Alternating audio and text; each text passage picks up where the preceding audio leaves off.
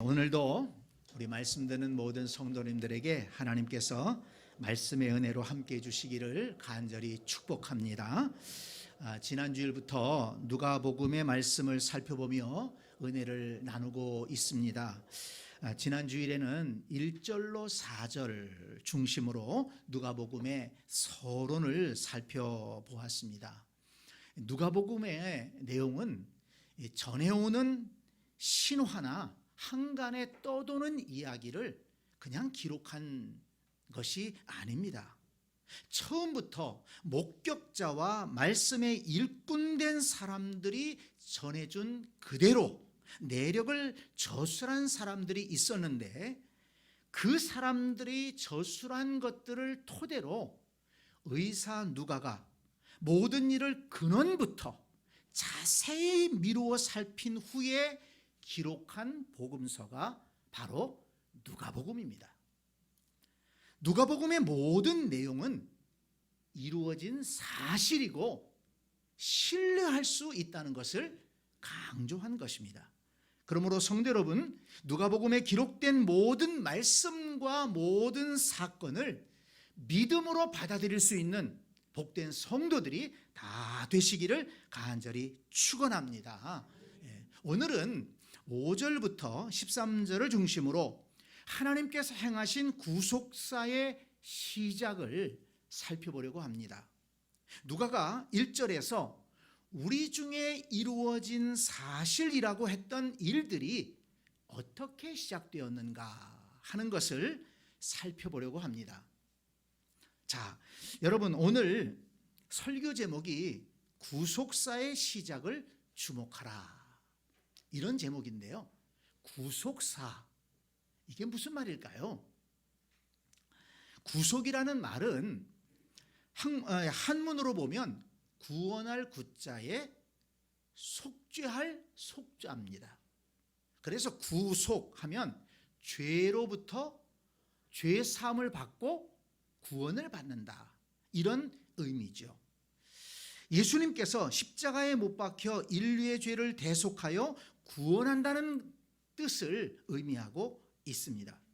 그러니까 구속사라는 말은 하나님께서 예수 그리스도를 통해 죄에 빠져 죽을 수밖에 없는 인류를 구원하시기 위해 행하신 역사를 말하는 것입니다.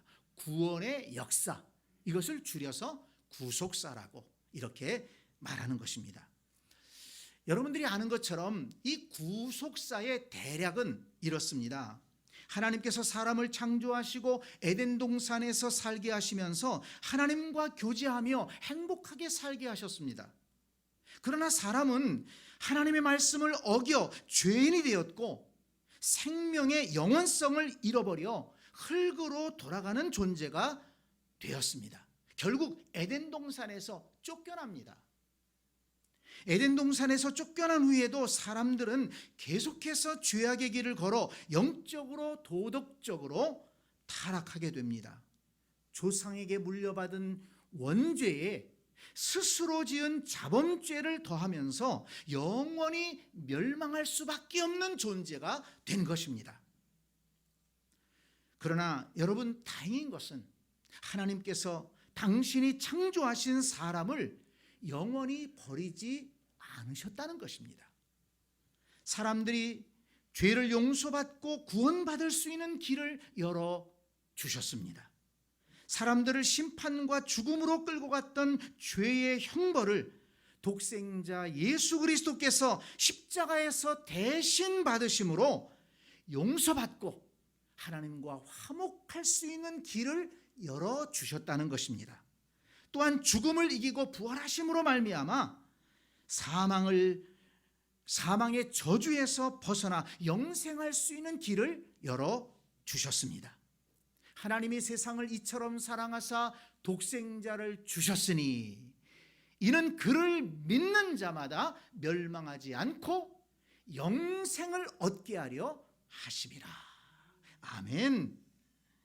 십자가에 달리사 우리 되신 형벌을 받으시고 죽으신 예수님을 주님으로 믿고 영접하는 자마다 영생을 얻고 천국의 복락을 누릴 수 있게 된 것입니다. 여러분, 이것이 복음입니다. 그러므로 하나님의 독생자 예수 그리스도께서 이 세상에 오시고 천국 복음을 가르치시고 십자가에서 죽으심으로 우리 죄를 대속하시고 죽음을 이기고 부활하신 이 예수 그리스도의 사건은 인류 역사상 가장 복된 사건이며, 그 예수 그리스도의 사건이 우리를 구원했고 그 예수 그리스도의 사건이 바로 구속사인 것입니다. 그런데 오늘 본문이 바로 이 놀라운 구속사의 시작을 기록하고 있다는 것입니다. 의사 누가는 근원부터 자세히 미루어 살펴보았는데 바로 오늘 본문에 기록된 내용이 이 구속사의 시작이었더라 하는 것입니다. 그래서 오늘은 하나님이 시작하신 이 구속의 역사가 언제 누구를 통해서 또 어떤 상황에서 이루어졌는지를 살펴보려고 합니다. 오늘 우리 시대에도 하나님의 구원의 역사는 반드시 일어나야 될 줄로 믿습니다. 우리의 심령 가운데, 또 우리의 가정에도, 우리 시대에도 하나님의 구원의 역사는 새롭게 시작되고 또 이 구원의 역사가 부흥해야 될 줄로 믿습니다. 그래서 오늘 우리가 이 말씀을 통해서 하나님의 행하시는 이 구속사에 우리도 동참하면 좋겠다는 것입니다.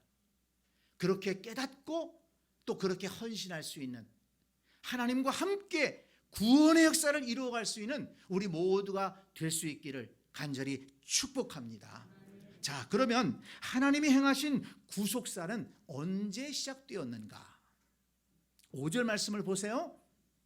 유대왕 헤롯 때에라고 했습니다. 유대왕 헤롯 때에. 이 말은 단순히 어떤 시대만을 의미하는 것이 아니라는 것을 알아야 합니다. 만약 우리가 어떤 글을 읽는데 이렇게 시작합니다. 일본 총독이 조선을 다스리던 때에. 여러분, 어떤 느낌이 듭니까? 어떤 밝은 느낌이 드나요? 얼마나 어둡고 얼마나 그 백성들이 고난을 당했을까? 우리는 그렇게 받아들이지 않습니까?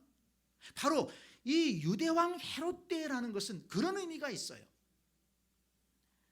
헤롯은 당시에 유대를 다스리던 왕이었지만 유대인이 아니었습니다.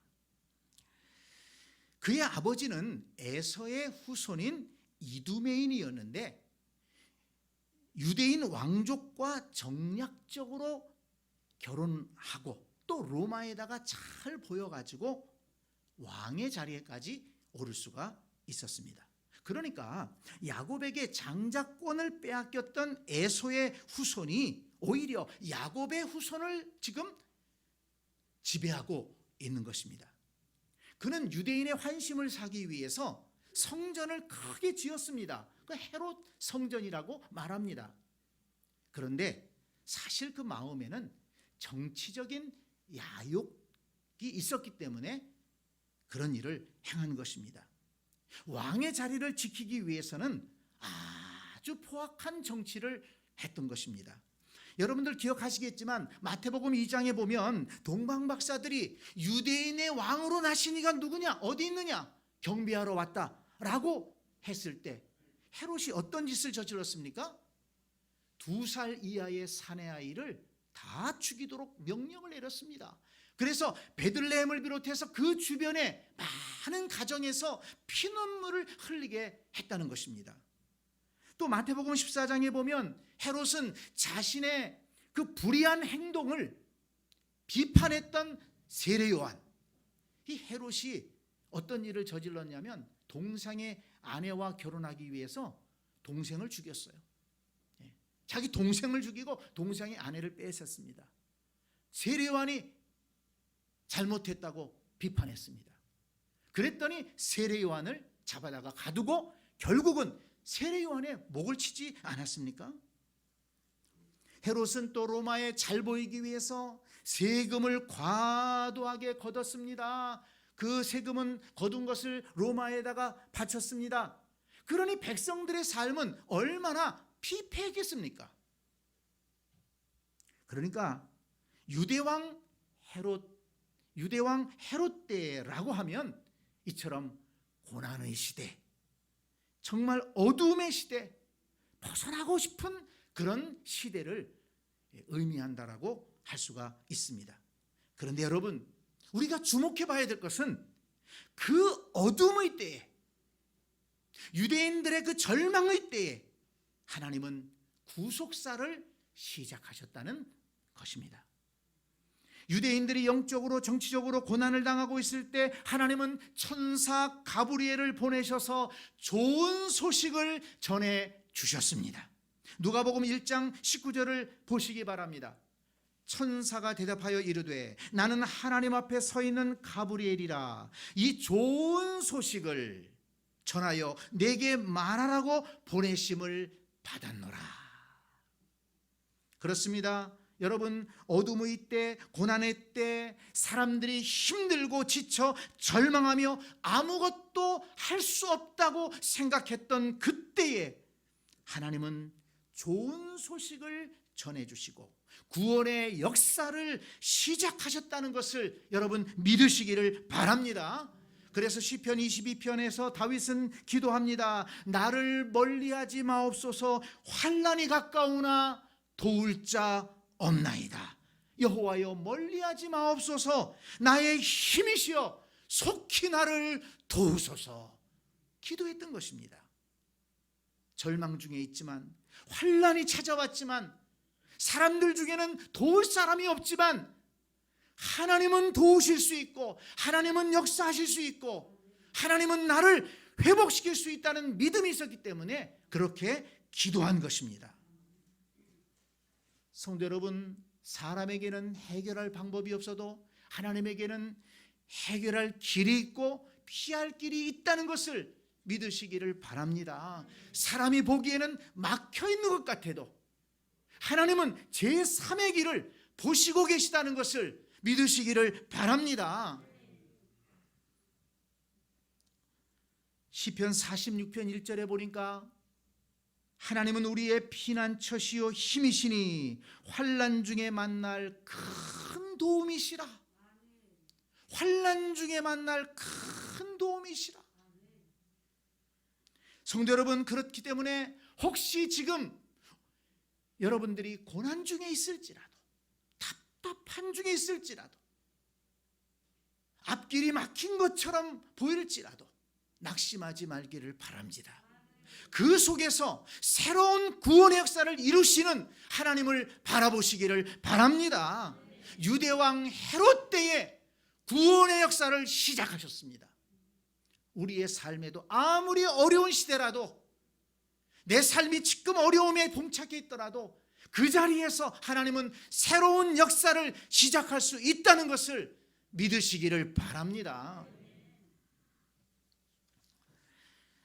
또 하나, 오늘 본문을 보니까 하나님이 행하시는 이 구속사는 한 경건한 가정을 통해서 이루셨다는 것을 알 수가 있습니다. 5절을 다시 한번 보기 바랍니다. 유대왕 헤롯 때에 아비야 반열에 제사장 한 사람이 있었으니 이름은 사가랴요. 그의 아내는 아론의 자손이니 이름은 엘리사벳이라. 이 사가랴라고 하는 한 제사장이 있었습니다. 그는 별로 특별한 사람이 아닙니다. 제사장 가문에서 태어났어요. 그래서 제사장이 된 겁니다. 그리고 또 제사장 가문의 엘리사벳이라고 하는 여인과 만나서 결혼을 했습니다. 그리고 자신의 차례가 오면 성전에 올라가서 봉사하고 또 하나님을 섬기던 그런 평범한 제사장이었습니다. 오늘 본문에 내려가서 39절을 보니까 이 사가랴의 집이 산골에 있다는 것을 알 수가 있습니다. 그러니까 경제적으로 그렇게 부유하지 않다는 것을 알 수가 있습니다.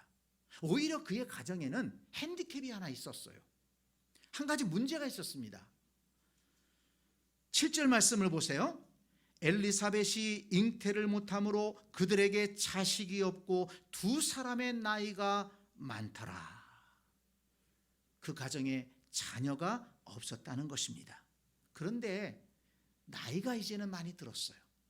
이제 더 이상 자녀의 소망을 가질 수가 없다는 것입니다. 그런데 이것은 제사장의 가정으로서는 다른 사람들보다 더 큰 마음의 부담을 갖게 하는 상황입니다. 유대 사회에서는 아이를 못 낳는 것을 죄의 결과로 보는 그런 경향이 있었거든요. 그러니까 제사장인데 그 집에 아이가 없어요. 그러니 사람들은 옆에서 수군거릴 수 있다는 것입니다. 무슨 죄를 지었길래 아이가 없느냐. 그러니 이 사가랴와 엘리사벳은 얼마나 마음에 부담이 되었겠습니까? 그러나 여러분, 우리가 주목해 봐야 할 것은 하나님은 이러한 사가랴의 가정을 통해 구원의 역사를 시작하셨다는 것입니다. 구약성경 말라기 4장에서 예언했던, 하나님께서 보내시겠다고 예언했던 그 엘리야, 이스라엘 민족에게 소망을 줄 선지자를 바로 이 사가랴의 가정에 보내주셨다는 것입니다. 그렇다면 여러분, 유대의 산골 동네에 사는 한 평범한 제사장의 가정, 경제적으로나 사회적으로나 뭐 내놓을 만한 것이 없는 그런 가정, 오히려 자녀가 없어서 핸디캡을 가진 이러한 가정, 이 가정을 하나님이 택하셔서 그 가정을 통해 구원의 역사를 시작하신 이유가 무엇일까요? 하나님은 도대체 무엇을 보시고 이 가정을 들어 쓰신 것일까요? 6절 말씀을 보시기 바랍니다. 이 두 사람이 하나님 앞에 의인이니 주의 모든 계명과 규례대로 흠이 없이 행하더라. 아멘. 바로 이것입니다. 하나님이 보신 것이 바로 이것입니다. 사가랴의 가정은 하나님 앞에 경건한 가정이었다는 것입니다. 두 사람이 하나님 앞에 의인이라 그랬습니다. 그들은 사람들 앞에는 내놓을 것이 없었습니다. 오히려 제사장의 가정에 아이가 없다고 사람들이 수군거렸을지 모릅니다. 그러나 하나님은 그들을 의인으로 인정해 주신 것입니다. 하나님은 외모로 사람을 보시는 분이 아닙니다. 하나님은 경제적인 것으로 사람을 판단하는 분이 아닙니다. 육체적인 조건이라든지 어떤 사회적인 조건으로 사람을 보시는 분이 아닙니다. 하나님이 중요하게 보시는 것이 있다는 것입니다. 이 두 사람이 하나님 앞에 의인이니 주의 모든 계명과 규례대로 흠이 없이 행하더라. 사가랴의 가정은 하나님의 말씀대로 살아가려고, 하나님 앞에서 살아가려고 애쓰는 가정이었다는 것입니다. 주의 모든 계명과 규례가 이 사가랴의 가정을 세우는 기둥이었습니다. 여러분 가정의 기둥은 무엇입니까? 주의 모든 계명과 규례가 사가랴의 가정을 이끌어가는 가치관이었다는 것입니다. 여러분의 가정을 이끌어가는 가치관은 무엇입니까? 주의 모든 계명과 규례를 따라 하나님을 예배하고 하나님을 섬겼습니다. 이웃과 더불어 살았습니다. 하나님이 주신 사명을 감당하기 위해서 애썼습니다. 하나님은 그것을 보신 것입니다. 그런 점들을 무엇보다 귀하게 보시고 그들을 택하셔서 그들과 함께 구속사를 시작하신 것입니다. 성도 여러분, 지금 저와 여러분의 가정은 무엇에 따라 살고 있습니까? 여러분의 가정의 기둥이 되고 여러분들의 가정을 이끌어가는 가치관은 무엇입니까? 하나님의 계명과 규례입니까? 아니면 사람의 생각이나 세상적인 재물이나 세상의 가치관입니까?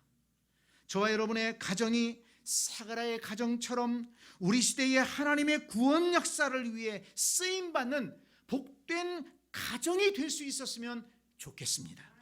그렇게 되기를 원한다면 기억하시기 바랍니다.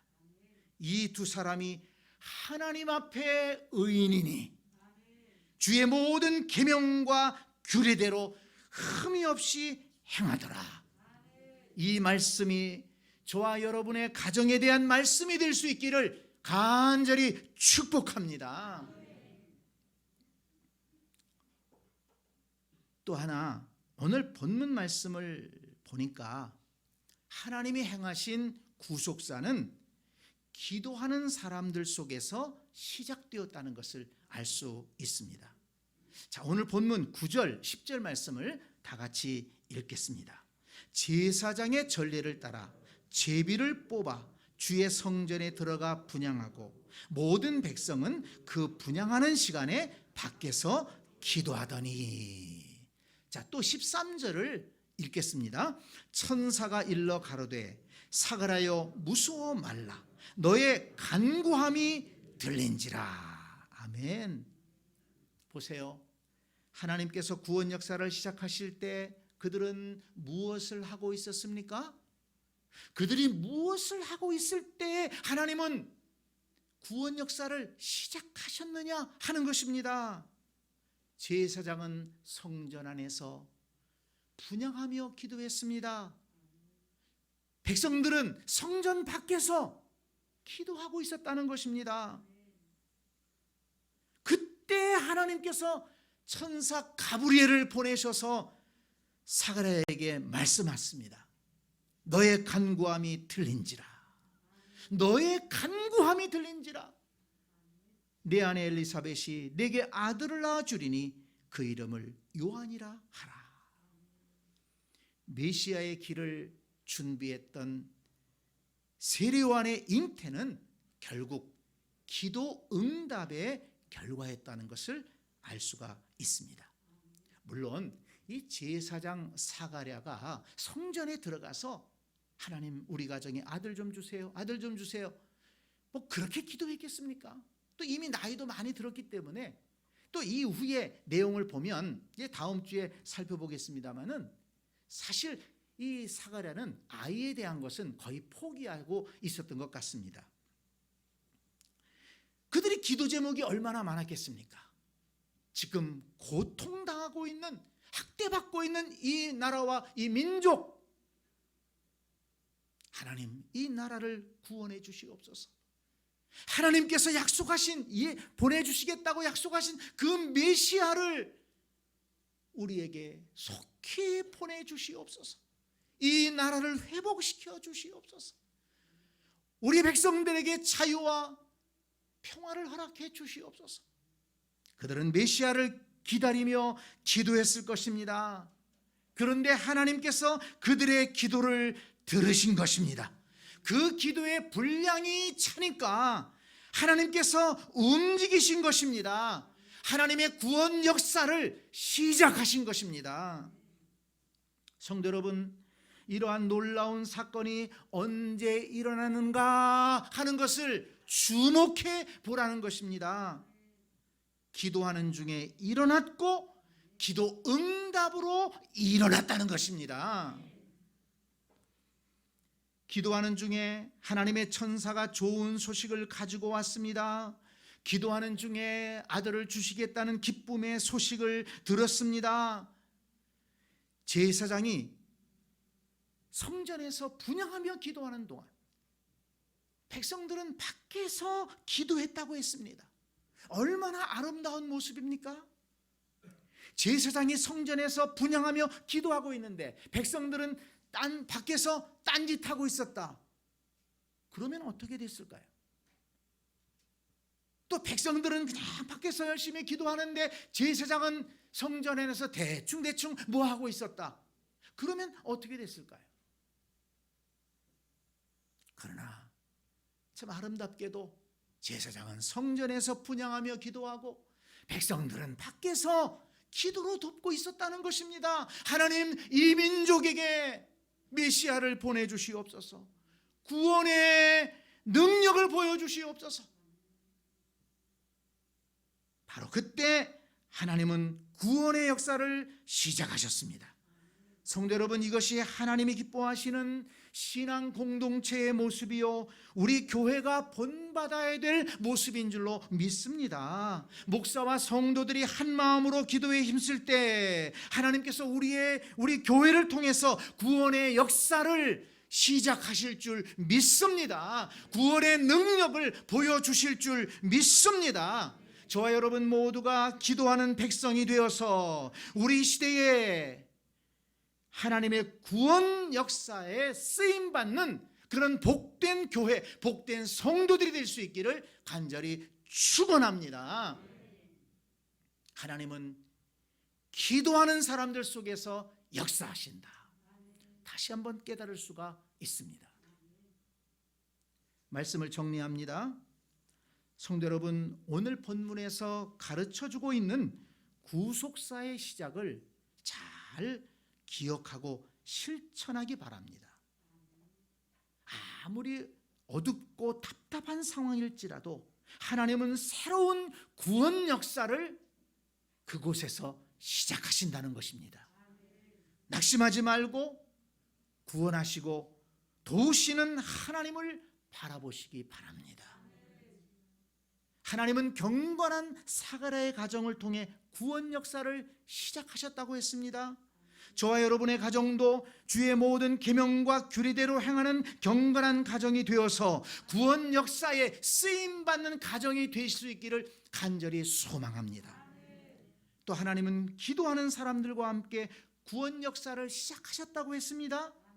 저와 여러분 모두가 하나님의 구원 역사를 사모하며 기대하며 기도하는 성도들이 되어야 되겠습니다. 너의 간구함이 들린지라, 너의 간구함이 들린지라, 너의 간구함이 들린지라. 이 말씀이 우리의 말씀이 되어서 우리 시대에도 우리 가정에도 하나님께서 새로운 구원 역사를 일으켜 주시기를 주님의 이름으로 간절히 소망하고 간절히 바라고 원하고 기도합니다. 아멘.